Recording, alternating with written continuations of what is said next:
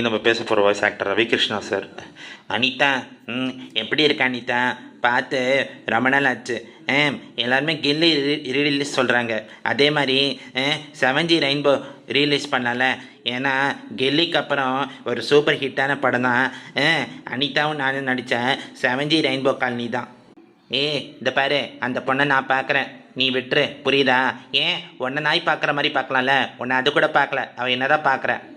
உங்கள் அம்மா இருக்கலாம், ஏதோ பொண்ணு காலேஜ் போயிட்டு பத்திரமா வரணும்னு யோசிப்பாங்க, அவ்வளோதான்.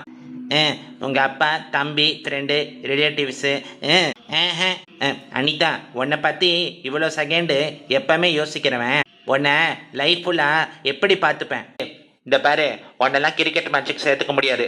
இதோ வேற ஏதாவது பெரியவங்க யாராவது கூப்பிடு, புரியுதா? போட அண்ணாண்டப்போ.